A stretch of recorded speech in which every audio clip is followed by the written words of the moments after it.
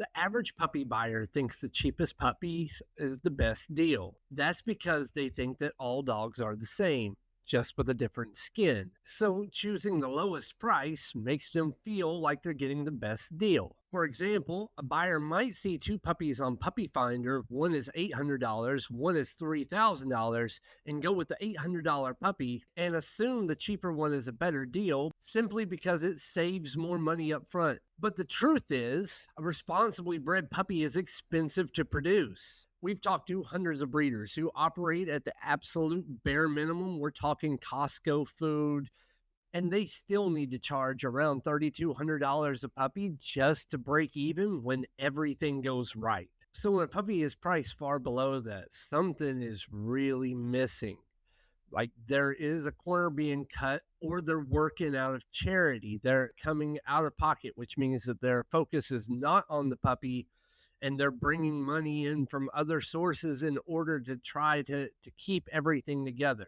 What it usually means is that something is being skipped, underfunded, or is being pushed onto the buyer later. The cheap puppy usually becomes the most expensive dog that they ever own through health issues, behavioral problems, emergency vet visits, training costs, and years of stress. For example, poorly bred French bulldog might have breathing issues, which is going to set you back $5,000 to $15,000 in surgeries. A poorly bred German Shepherd might suffer from hip dysplasia, which is going to cost $4,000 to $8,000 in hip surgeries, and they'll have a lack of mobility for the rest of their life. An under-socialized Aussie might develop severe anxiety or reactivity, requiring $2,000 to $6,000 in behavioral training and modification. Poorly bred Golden Retriever may face early onset cancer with treatments exceeding $10,000 to $20,000. I've talked to Golden Retriever breeders who know their dog is blind.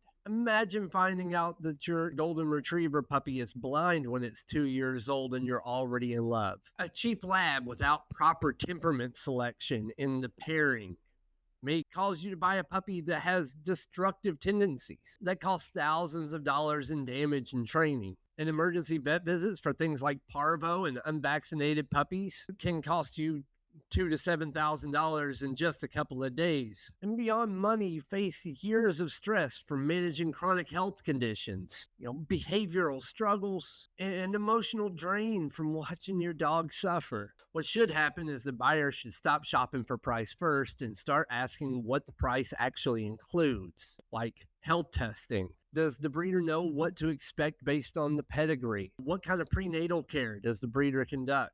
What sort of early development can they expect their puppy to have received? Will they be up to date on vaccinations? Is there a temperament evaluation?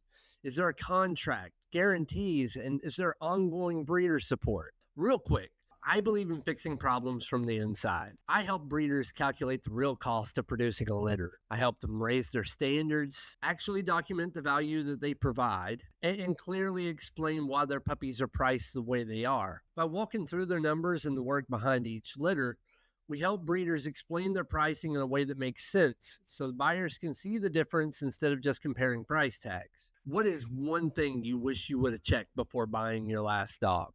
Leave a comment.